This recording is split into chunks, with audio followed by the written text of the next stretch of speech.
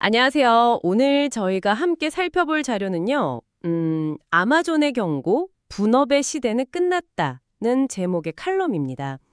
아마존 CEO 앤디 제시가 직원들한테 이메일을 보냈는데 그 내용하고 또 AI가 일하는 환경에 어떤 영향을 줄지 이걸 좀 날카롭게 분석했더라고요. 네, 상당히 흥미로운 분석이었어요. 그래서 저희 목표는요, 단순히 AI 때문에 일자리 줄어드는데 이런 막연한 공포심, 이걸 넘어서요, 일하는 방식 자체가 진짜 근본적으로 어떻게 바뀌었다, 이걸 좀 이해해 보려는 겁니다. 맞습니다. 특히 그 핵심 메시지가 재밌죠. 아담 스미스 이후로 거의 200년 동안 우리가 당연하게 여겼던 분업, 이게 이제 저물고 AI를 써서 오히려 업무를 다시 합치는 업무의 재통합 시대가 온다. 바로 이 주장이죠. 네, 업무의 재통합, 이 키워드가 중요해 보이는데요. 자, 그럼 이 주장 좀 더 깊게 한번 파헤쳐 볼까요? 네, 좋습니다. 칼럼 시작이 그 아마존 CEO 발언으로 시작하잖아요. 지금 우리가 하는 일 중에 일부는 나중에는 더 적은 사람으로도 할 수 있을 거다. 약간 이런 직설적인 말이었죠. 네, 좀 섬뜩하게 들릴 수도 있는 말인데요. 그렇죠. 근데 이게 그냥 사람 줄일 거다 이런 예고가 아니라 그 산업혁명 때 핀 공장이나 포드의 컨베이어 벨트처럼 효율성을 막 끌어올렸던 분업 모델. 그 모델 자체가 이제 한계에 왔다는 어떤 신호다. 이렇게 해석을 하더라고요. 예전에 진짜 한우물만 파는 전문가가 중요했잖아요. 맞아요. 그게 효율성의 거의 끝판왕이었던 시대가 있었죠. 근데 이제 AI가 딱 등장하면서 이 판이 완전히 뒤집히고 있다는 거예요. 여기서 진짜 재밌는 포인트는 AI가 그냥 사람 일을 뺏는 게 아니라는 거죠. 아, 그게 아니라 네, 오히려 막 흩어져 있던 업무들을 다시 하나로 이렇게 묶어주는 재통합, 영어로는 리번들링이라고 하던데 이걸 가능하게 한다는 분석이에요. 재통합이요? 예를 들면 어떤 식일까요? 예를 들어서 옛날에는 기획하는 사람 따로, 글 쓰는 카피라이터 따로, 디자인하는 사람 따로, 또 데이터 분석가 따로 있었잖아요. 이제는 기획자 한 명이 여러 AI 도구들을 막 활용해서 이 모든 과정을 다 총괄하는 그림, 이게 가능해진다는 거죠. 와, 그럼 중간 단계의 세부적인 전문 작업들 있잖아요. 그런 건 AI가 이제 상당 부분 알아서 해주고, 그렇죠. 자동화하는 거죠. 그럼 사람은 전체적인 큰 그림을 보고 방향 잡고 최종 결과물 책임지는 역할로 바뀌는 거네요. 정확합니다. AI가 특정 작업을 되게 잘하는 손발 역할을 점점 더 많이 맡게 되니까요. 인간은 프로젝트 처음부터 끝까지 전체를 이렇게 보고 각 단계에서 AI를 어떻게 써야 최상의 결과가 나올까 이걸 고민하는 두뇌 역할, 그러니까 전략 짜고 최종 결정하는 역할에 더 집중하게 된다는 겁니다.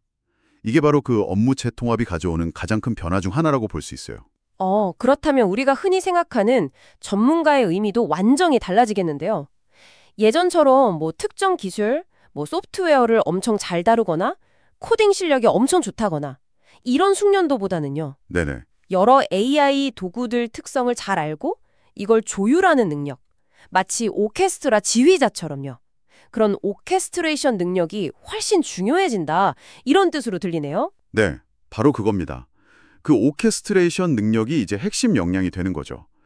어떤 AI한테는 뭘 시키고 또 다른 AI한테는 이걸 시키고 그 결과물들을 어떻게 잘 엮어서 시너지를 낼 거냐 이걸 판단하는 능력이요. 아, 그리고 이 전체 과정에서 제일 중요한 밑바탕이 되는 게 뭘까요?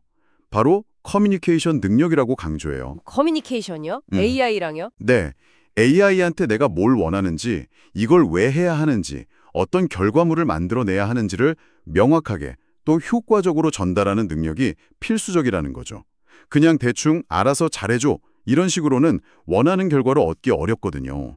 AI도 명확한 지시가 필요하니까요. 하긴 그렇겠네요. 이게 개인의 역할 변화뿐만 아니라 그럼 조직 전체 구조까지도 영향을 줄 수밖에 없겠어요. 아마존이 그 세계에서 가장 큰 스타트업처럼 운영하겠다. 뭐 이렇게 선언한 것도 혹시 이런 맥락에서 좀 이해해 볼 수 있을까요? 네, 충분히 그럴 수 있습니다. 그게 딱 연결되는 지점 같아요. 소수의 핵심 인력이 AI라는 진짜 강력한 도구를 쓰잖아요. 그럼 전략 짜는 것부터 실행까지 엄청 빠르게 처리할 수 있게 되거든요. 그러면 과거의 그 복잡한 결제 라인이라든지 부서 간 협업에 필요했던 여러 절차들 있잖아요. 그런 게 오히려 속도를 늦추는 방해물이 될 수 있다는 거죠. 아, 그쵸. 관료조리적인 그런 것들. 네. 그래서 각 팀이나 심지어 직원 개개인이 하나의 작은 스타트업처럼 움직이는 거예요. 자율성을 갖고 빨리 결정하고 그래야 이 AI 시대에 맞는 속도, 민첩성을 확보할 수 있다. 뭐 이런 판단인 거죠. 거대한 조직도 필요에 따라서 막 유연하게 뭉쳤다 후쳐졌다 하는 그런 프로젝트 중심 운영 방식이 더 퍼질 수도 있고요. 물론 뭐 칼럼에서도 얘기했지만 모든 분야가 다 이렇게 확 바뀌진 않겠죠. 사람 손길이 꼭 필요한 영역, 뭐 감성적인 부분이라든지 그런 건 여전히 남아 있을 거고요. 그러면 당연히 그렇습니다. 하지만 이 큰 흐름은 좀 분명해 보이는 것 같아요. 단순히 AI 쓰는 사람이 안 쓰는 사람 대체한다. 이 정도 수준이 아니라 AI라는 이 거대한 파도의 방향을 잘 읽고 그 위에서 팀이나 프로젝트를 능숙하게 주의하는 능력. 이게 진짜 미래의 경쟁력이 될 거다 이런 메시지네요. 맞습니다. 분업 시대에 그냥 한 가지 기능 전문가로 남을 거냐 아니면 이 재통합 시대의 전략적인 지휘자로 나아갈 거냐. 약간 이런 갈림길에 선 느낌이에요. 네, 그래서 이 칼럼이 결국 우리 각자한테 되게 중요한 질문을 던지는 셈이죠. 이 변화하는 환경 속에서 그냥 과거의 안정적인 역할에 머무를 것인가 아니면 AI라는 새로운 파트너랑 같이 완전히 새로운 가치를 만드는 그런 주도적인 역할을 할 것인가. 이건 뭐 개인의 커리어 관리 문제이기도 하지만 동시에 조직의 생존 전략하고도 바로 연결되는 문제라고 봅니다. 오늘 이야기 나눈 내용을 바탕으로요. 여러분께서 지금 매일 하시는 업무를 한번 떠올려 보시면 어떨까 싶습니다. 혹시 여러 단계를 거쳐서 진행되는 그런 일들이 있다면 그중에 어떤 부분을 AI 도구들이 이미 좀 통합해주고 있거나 자동화해주고 있나요? 아니면 뭐 가까운 미래에 그렇게 될 가능성이 좀 보이시나요? 만약 그렇다면 그 변화 속에서 여러분의 역할은 어떻게 바뀌어야 할까요? 어떻게 재정이 되어야 할까요? 이 질문을 한번 곱씹어 보시는 것만으로도 다가올 시대를 준비하는 중요한 첫걸음이 되지 않을까 생각합니다.